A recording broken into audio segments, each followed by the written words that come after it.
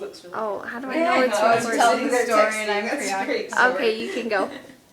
Okay, so I'm going to tell you guys a story about me. And to begin with, I want to talk a little bit about scientists. Scientists sometimes have a pretty bad rap about being really hard to understand, and you have no clue what they're saying.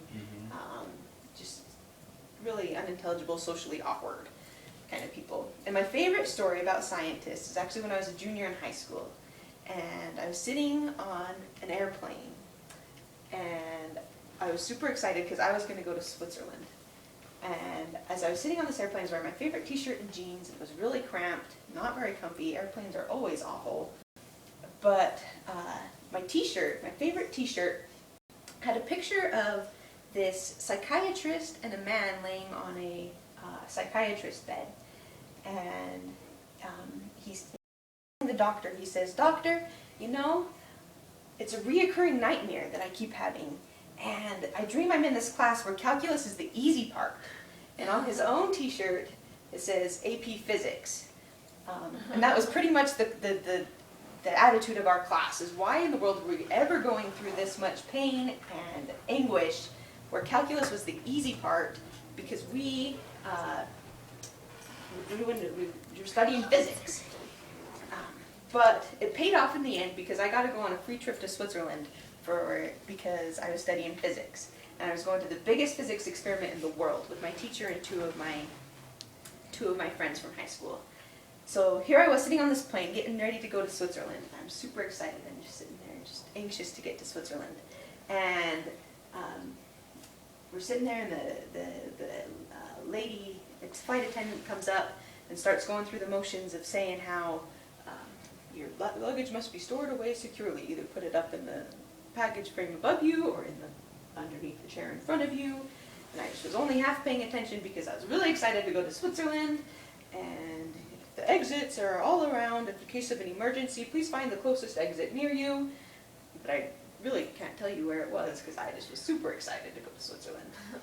And we started going, the plane starts moving, and we're going, and we start taking off, and I start leaning back in my chair, and my physics teacher leans over and she says, "I bet you that we could find the acceleration of this plane by rolling a ball down the aisle and measuring its acceleration." Of course, first you have to know the coefficient of friction of the aisle. And I just shook my head, and I was like, remember what I said about scientists? Like, I'm a little bit nervous about this trip. I'm just going to be spending 2 weeks with scientists, and here she is telling me about rolling balls down an aisle. But I got to go to Switzerland, so it was okay. It was worth it. And I did. I made it to Switzerland, and part of my job there was to interview scientists and come back and make a movie about what they're doing in Switzerland. And I was a little bit nervous. Here I go. I'm going to my first interview with the scientist. His name's Robert Clare. He's an old man. He has a big beard. Quite intimidating a little bit. A PhD in astrophysics. And I asked him, I says, "Okay, I don't know anything about what's going on here. What are you guys doing here in Switzerland? I know it's the biggest experiment in the world. It's called CERN. That's all I know. What are you guys doing?" He says, "Well, let me tell you." He says, "We have an accelerator. It's a 17-mile circle accelerator, and we're taking protons, and we're speeding them up to going 99% the speed of light, and we crash them. It's pretty cool. We're taking protons, and we're exploding protons in this accelerator."